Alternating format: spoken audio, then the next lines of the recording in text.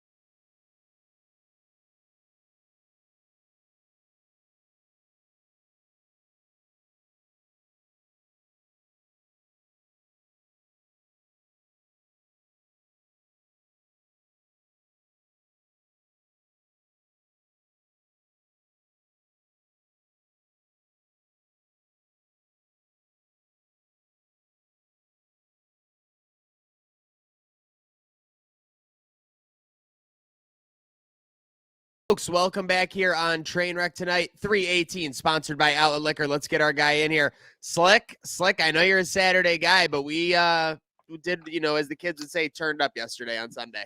Hey, slick Saturday, slick Sunday, slick season. It don't matter. We laid the smackdown on the Jets, and what a victory Monday. Here we are.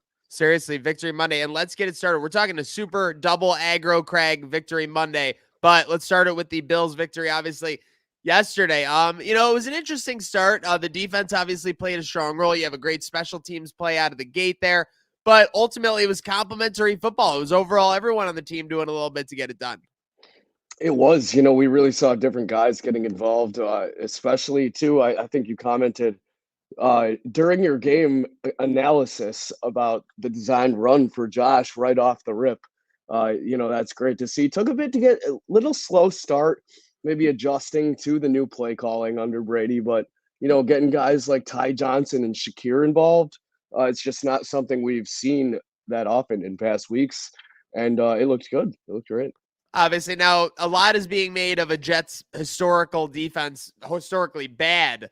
That is, obviously, we saw Zach Wilson got a double demotion today. He went from the starter to the third string. With that said, do you look at this as like a huge win? I mean, obviously, they lost to this team in week 1. So to do that in division, doesn't matter who it's against, doesn't matter how it happens. It is a win. But is it like, is it kind of like a swagger back win, or, is it something to build on, or is it just the Jets?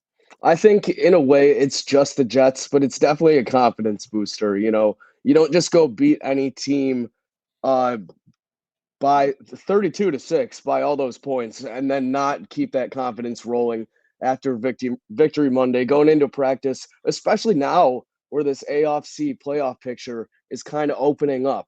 You got 2 injuries to 2 major QBs in that hunt for us as well. The Chargers took a loss to the Packers yesterday. Obviously, Miami couldn't go down to give us another help division-wise. But that wild card picture is alive, and I think, Maniac, it was just a week or two ago that you and I were talking about division or bust. There might not be a wild card in picture. Yeah, division or bust. We were saying that we got a little help. We got a little non-help as far as the overall picture went. But I think the one thing that everyone agrees on, I guess we're Jaguars fans for the next couple of weeks because I guess they're playing everyone, Texans, Browns, and co. But I want to circle back. Obviously, you said it kind of out of the gate. My live analysis, kind of just using my eyes and having a brain, basically.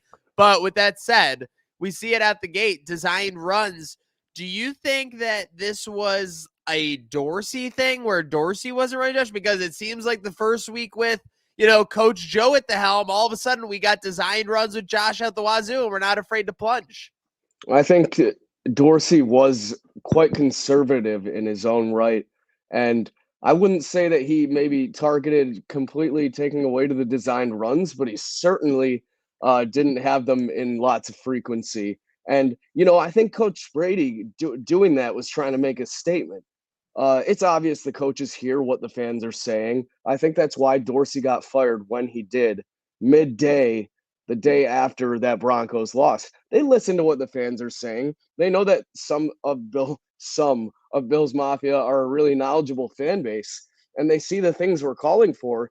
And you don't have to have a brain to realize that Josh Allen, with the design run, is an absolute unit, and it's going to get 10 to 15 yards if he gets a block or two from his teammates. So I think that was Coach Brady making a statement, giving the fans a little bit of what they wanted and saying, hey, I'm going to try and do everything I can to get this offense back to what it was. And that's an explosive football team that knows how to go down the field quickly. And at the end of the day, when you have a player like Josh Allen, you just have to execute. You just got to get the throw to Ty Johnson and fourth down.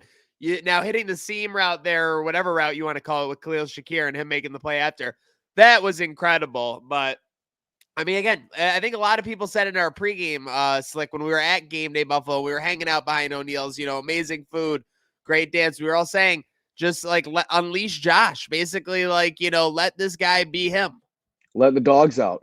And I do have to say too about that Shakir on that seam and then breaking path. Sauce Gardner, Khalil Shakir took all his sauce, took the bottle, and just dumped it upside down. It was probably a bottle of Josh's hot sauce too at that rate, because my God, he got burned, brother.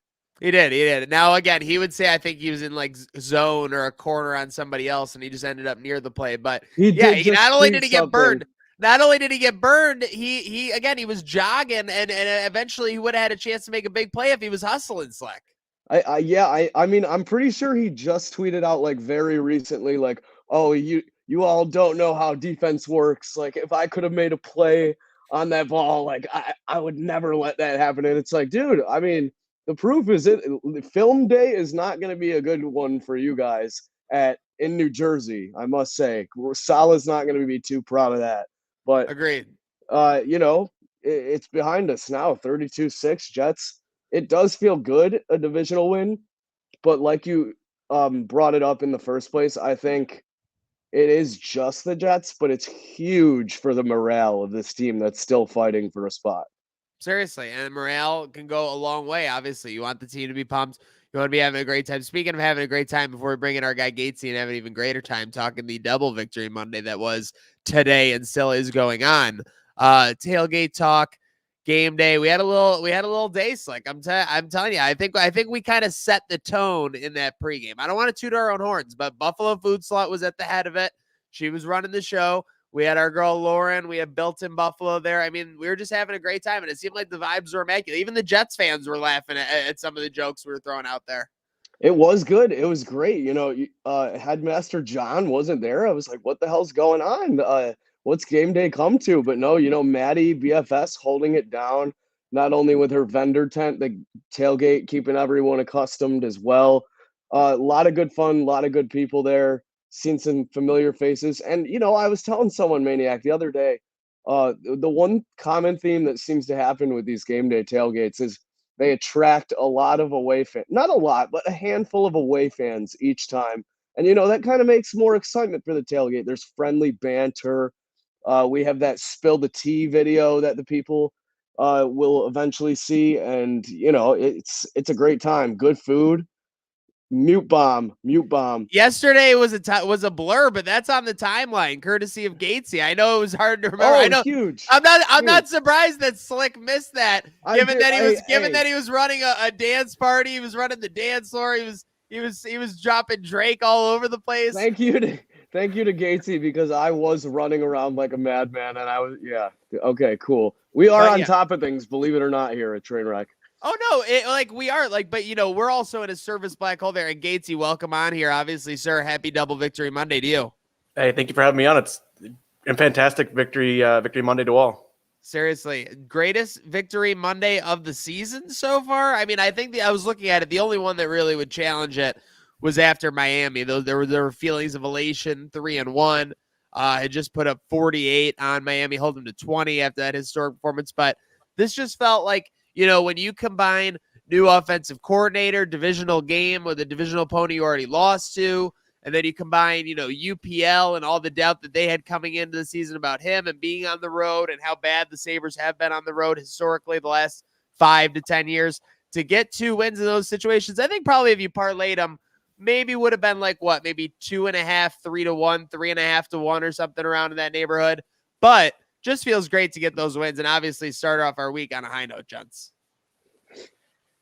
I mean, both these teams had their backs against the wall in terms of how fans felt about them. It felt like it was doom and gloom, must-win games in November for both teams, and they pulled through somehow, some way.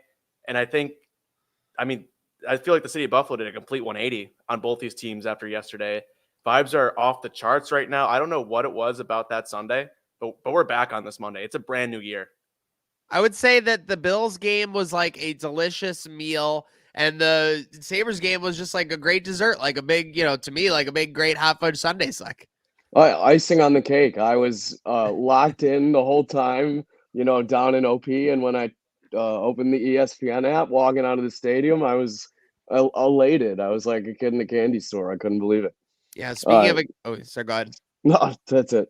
Speaking of a candy store, it's been awesome, obviously, working with one of our favorite companies locally, Labatt. We had Gatesy drawing up the Spill the TV. A lot of fun. Sala or Swift yesterday. We had a good time with that. But Gatesy, you were just getting warmed up. You were just getting on preheat for what was happening. So talk me through the thought process. Because, typically it's, a one Buffalo account. It's the Buffalo Bills account. It's the Sabres doing this. But I think we dropped the bomb. I think you got to the one Buffalo win first. One Buffalo. Yeah, so basically I'm watching the Sabres game. We're in the third period. Vibes are still high from the Bills game. Elated. Sabres game's going back and forth. I'm not too angry with how things are going. But we're in the third period. I'm like, wait, the Sabres could win this game right now, and we'd have 2 Buffalo wins. This seems like a pretty monumental night. So I get to the drawing board, get the brain turning every direction I think I can go.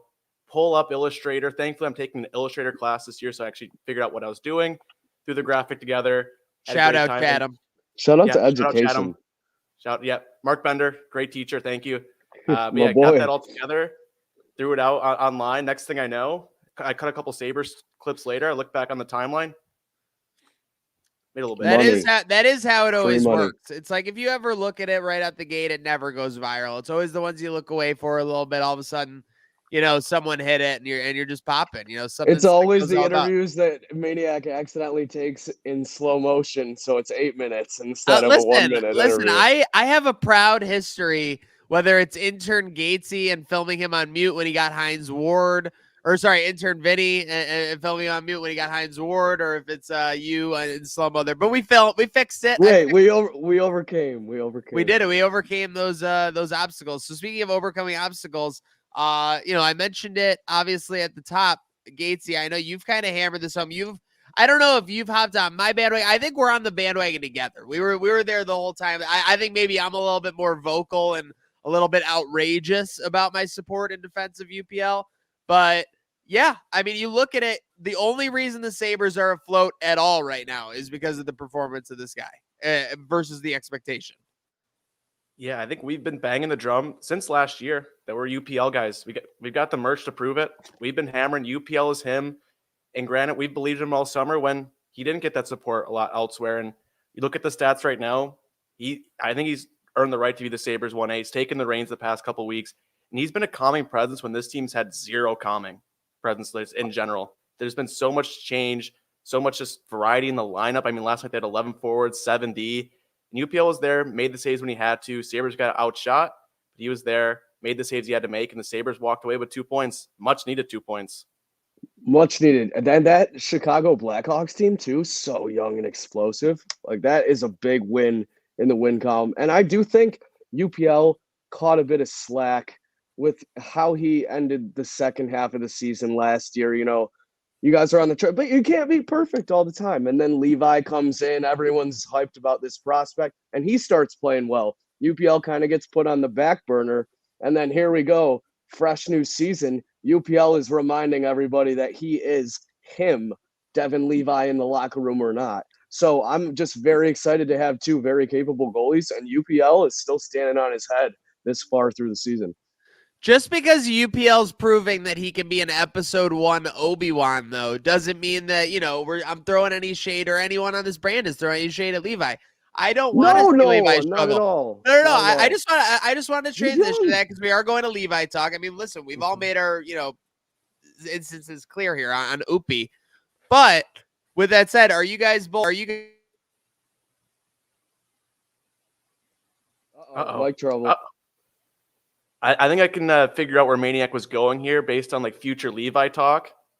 I might be on board. I've talked a bit online about this just based off the current Sabres, you know, roster setup and how Levi has been playing. I think Sabermetrics said this pretty well. It might be time for Levi to have a couple garbage plates in the next coming week. I think it's time. Have a couple. Just get the confidence back. I mean, goaltending is such a position where you need that juice, that it factor. You look at the past couple of games. I mean, the Sabres have played poorly in front of him, but we are missing that edge that he had at the end of last season with the back against the wall, being that guy. And the Sabres have, you know, UPL has been playing great. Comrie's looked good. The lineup right now is just kind of crazy in general. I think it's okay to send him there, get some games under his belt, because the Sabres have 3 goaltenders right now.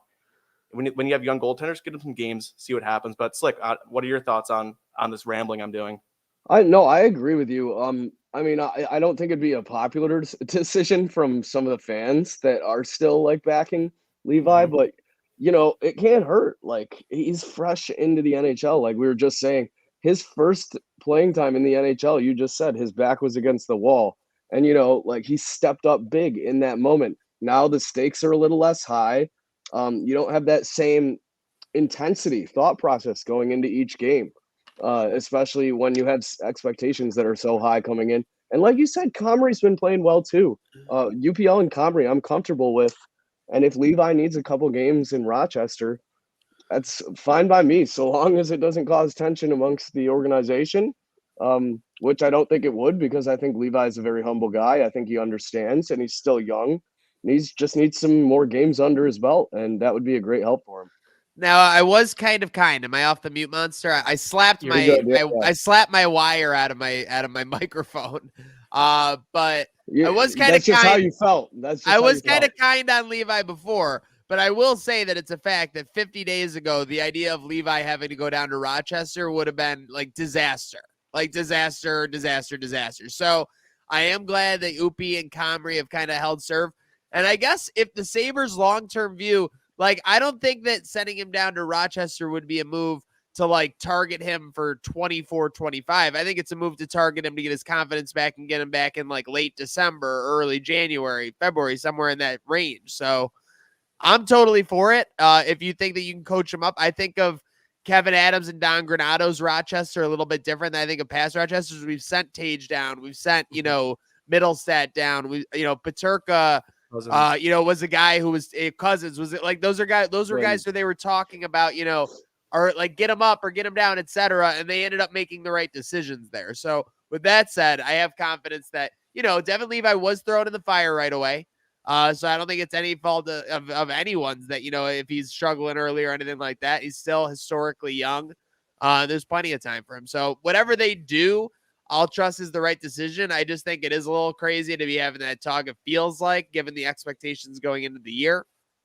But I digress. Anything else? Sabres there? I think those expectations, though, partially come from, like we said, how well he finished last season when he just got shot out of a cannon right into the league.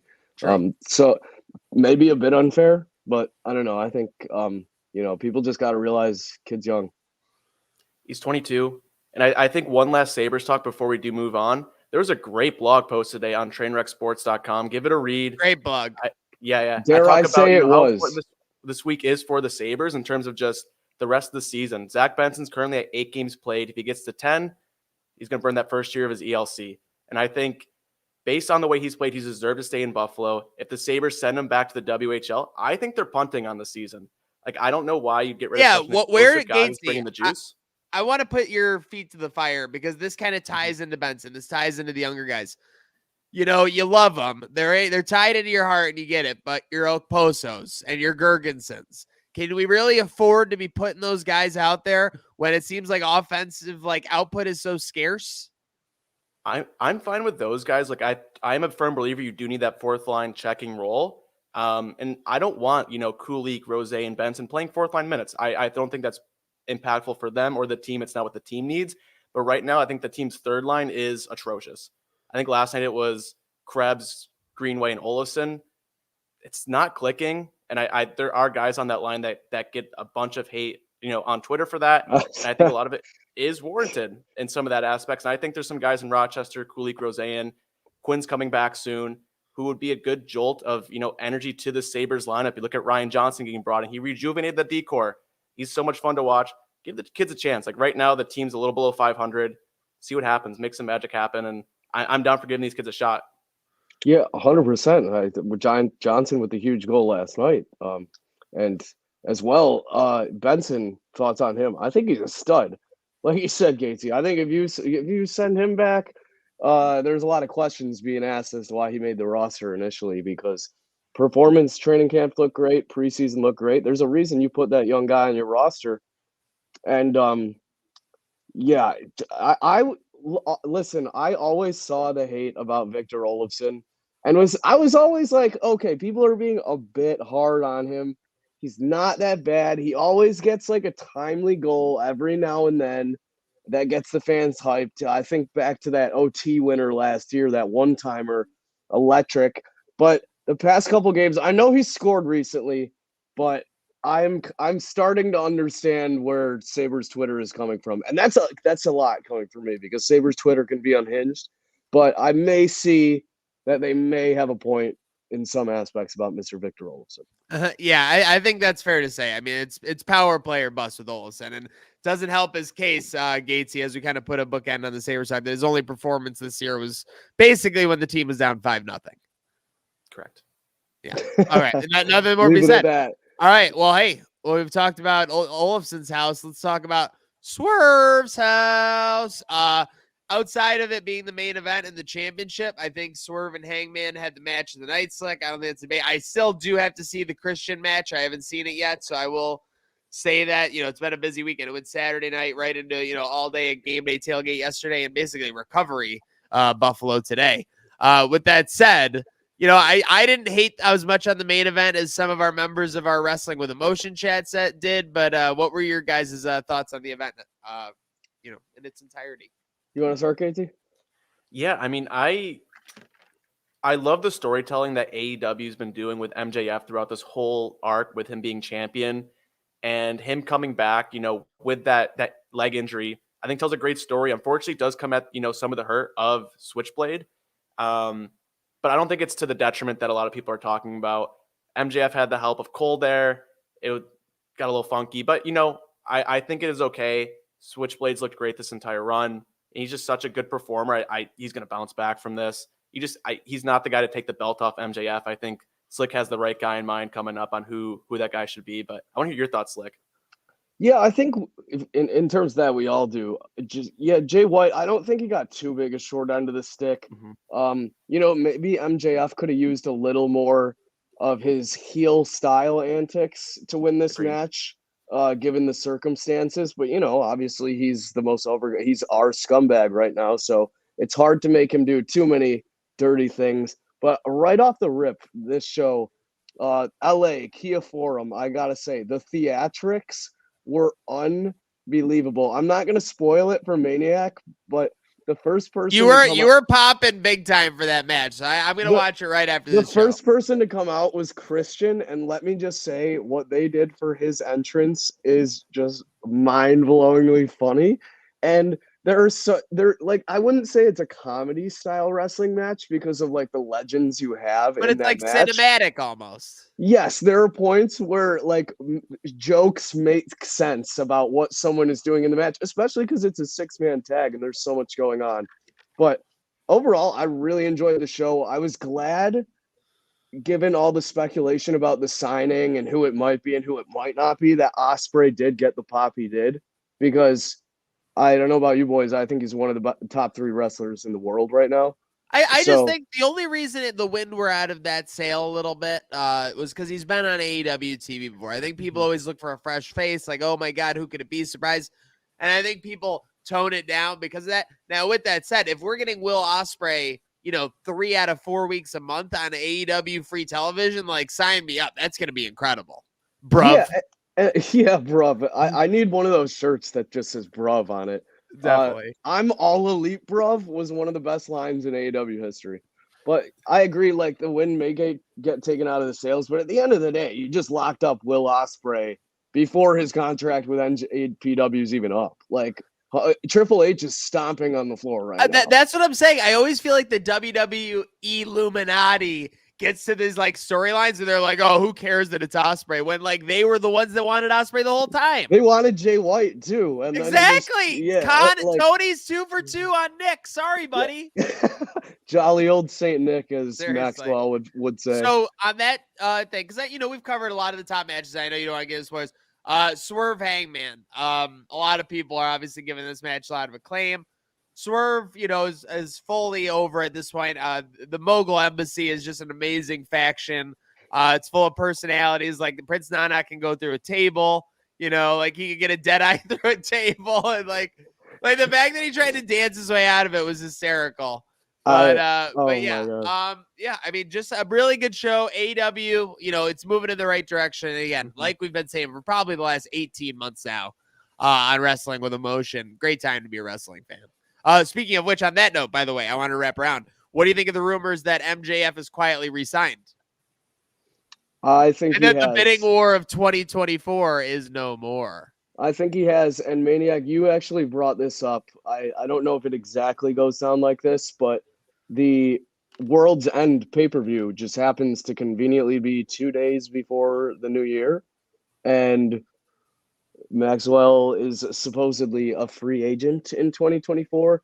I think there's going to be some sort of chicanery, whether it involves that Continental Classic or, like you suggested, like what's it called? Gauntlet match. The gauntlet match would be sick because it makes sense. He's been taking on more challenges. And again, I read that on some Reddit like thread, so I don't want to take credit, but he's also got like 6 challengers at this point who are like basically saying they're the next person. So I think they do it like casino style, like they do with some of the ladder matches.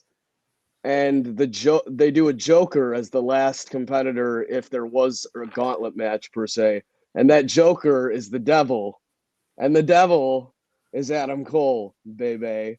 And Adam Cole beats MJF at the Cali on Long Island 2 days before his contract is up. And he disappears for 3 months and then comes back because he's already signed under contract. He just wants a vacation. True. Well, yeah, and I mean, not to mention he's been working basically nonstop for the last 3 years. Like, let's face it, he kind of earned a little time up there. Gatesy, thoughts?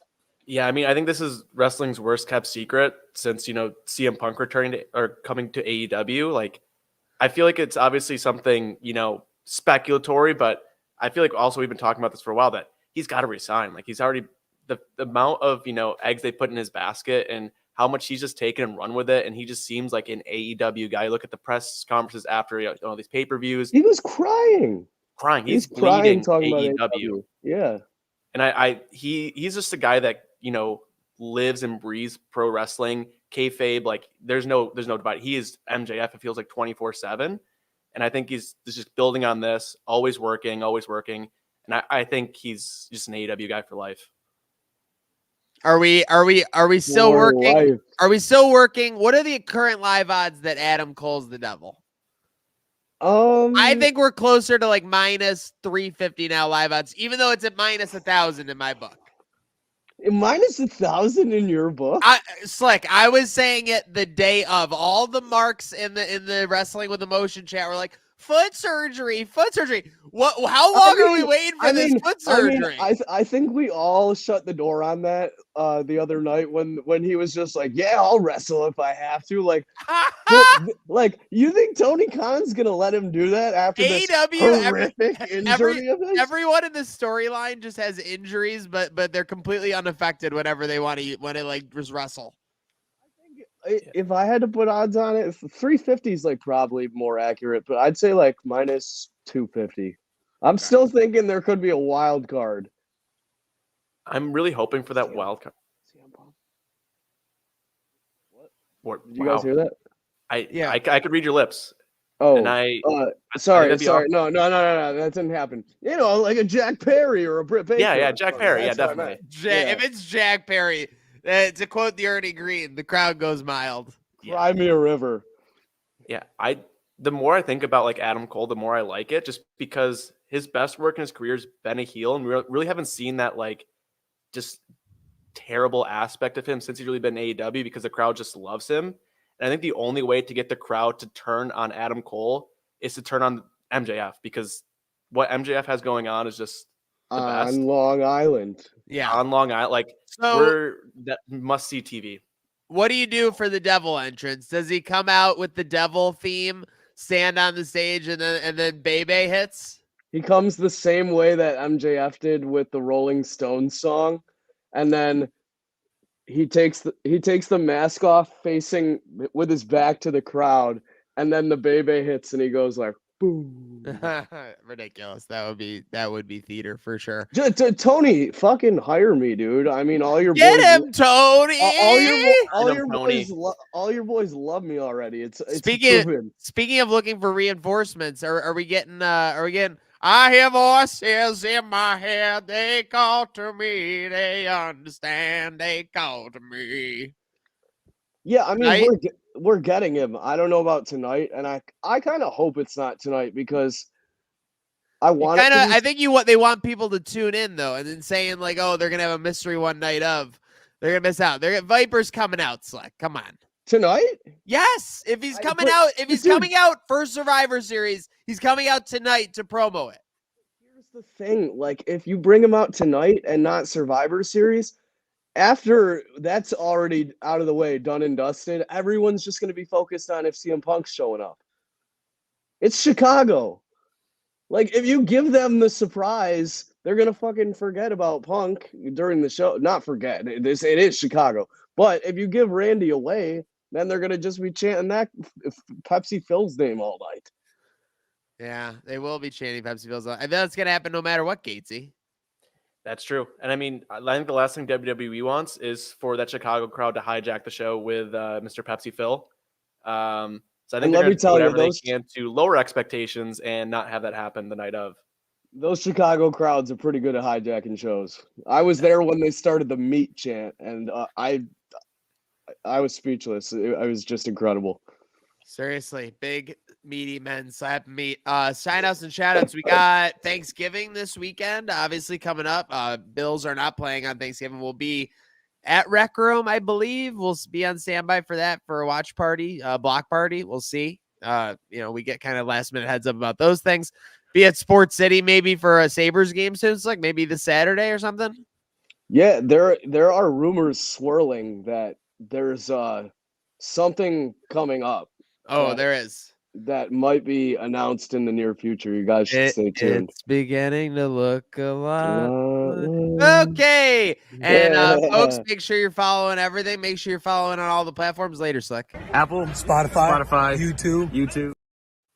Make sure you're following trainwrecksports.com for daily articles and content going there, because this train ain't stopping, folks. We are just getting into busy season, and we are riding off the single greatest victory Monday of 2023. So ride that momentum with us. Make sure you're following our panel, Gatesy35, Slick L, myself, Zach Sheldon, and make sure to have a good night now.